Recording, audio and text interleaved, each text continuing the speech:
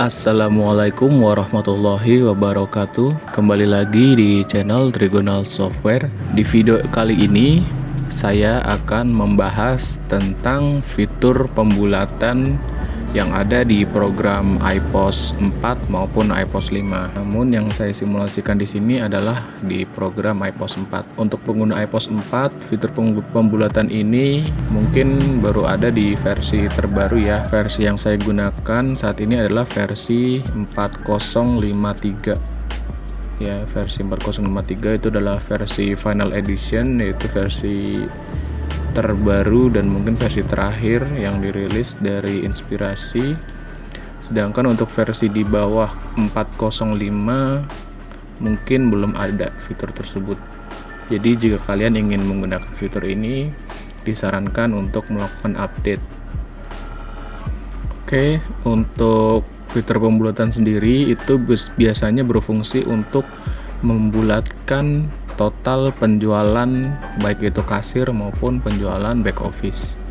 Seperti ini contohnya untuk barang-barang ini harga jualnya nggak bulat ya, jadi seperti kurang berapa rupiah saja gitu.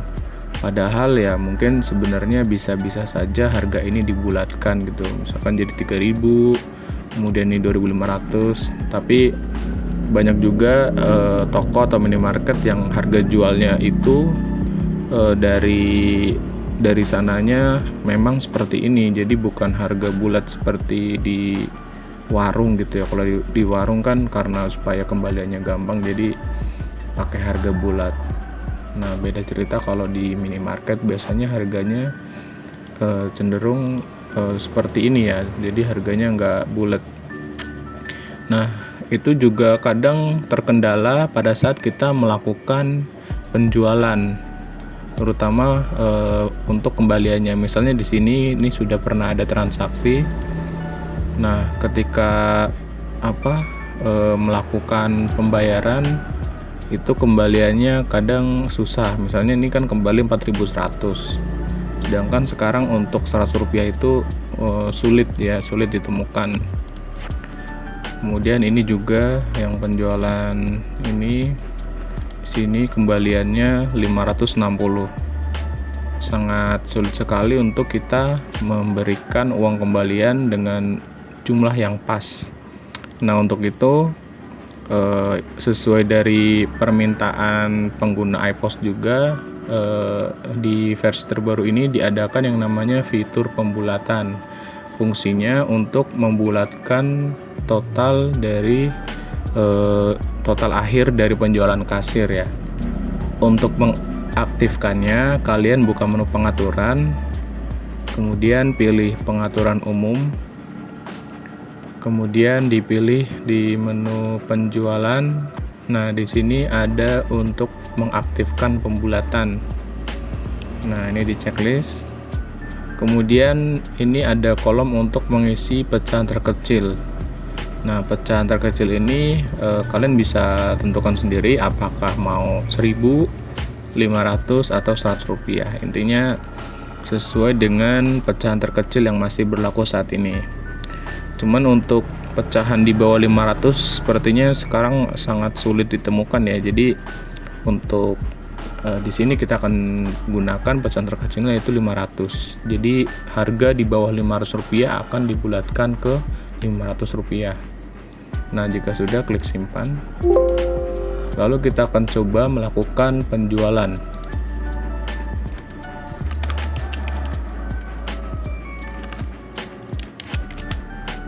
Oke, nah seperti ini ya. Kalian bisa lihat di sini untuk total harganya adalah 5.440. Tapi karena dia dibulatkan ke 500 rupiah, jadinya 5.500, dan ini ada selisih pembulatan 60 rupiah. Jadi untuk total akhirnya dia jadi bulat ya, meskipun di harga per itemnya dia harganya tidak bulat, sehingga ini akan sangat memudahkan untuk kasir memberikan uang kembaliannya. Kemudian kita akan coba melakukan bayar. 5.500, misalkan bayarnya 10.000, nah kembalinya 4.500. Oke. Nah, seperti itu. Kemudian kita coba sekali lagi ya. Dan kita akan bandingkan dengan penjualan tanpa pembulatan.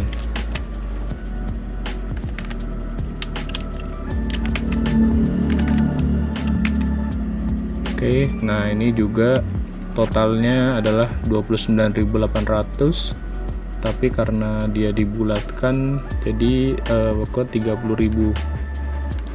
Kemudian klik bayar. Nah, seperti ini. Kemudian mungkin dari kalian akan timbul pertanyaan, untuk transaksi yang sebelumnya, maksudnya sebelum kita setting pembulatan, apakah dia akan berubah nilainya? Tidak, tentu saja tidak. Bisa dilihat di sini ya. Ini adalah yang bawah ini adalah transaksi sebelum kita setting pembulatan. Ini total akhirnya masih seperti ini ya, belum dibulatkan. Ini 1, 2, 3. Dan untuk transaksi yang ini sudah menggunakan pembulatan. Dengan catatan untuk transaksi yang sebelumnya ini kalian tidak melakukan edit atau melakukan perubahan ya, sehingga nominalnya di sini tidak akan berubah. Tapi beda cerita kalau misalkan kalian di sini melakukan edit ya. Misalnya transaksi ini sekarang saya mau edit. Nah, ketika diedit tuh nominalnya otomatis berubah jadi Rp6.000 dan dia terkena pembulatan sebesar 460. Kalau kita klik bayar kemudian klik simpan, otomatis nanti total di daftar kasirnya ataupun di laporannya juga otomatis akan berubah. Ya, jadi dia akan berubah jika kita melakukan edit pada transaksi sebelum kita setting pembulatan.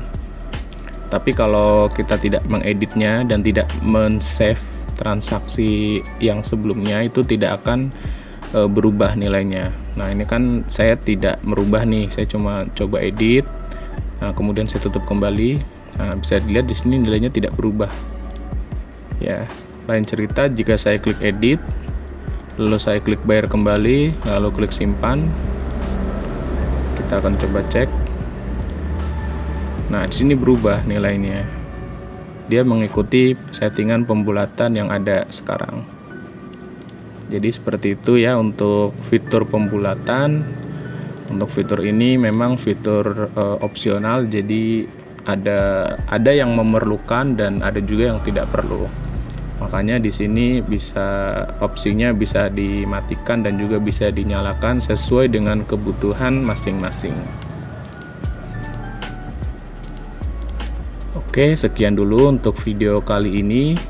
Jika kalian masih ada pertanyaan yang lain, silahkan sampaikan di kolom komentar. Jangan lupa untuk like dan subscribe-nya supaya tidak ketinggalan update video terbaru dari kami. Sampai ketemu lagi di video selanjutnya. Wassalamualaikum warahmatullahi wabarakatuh.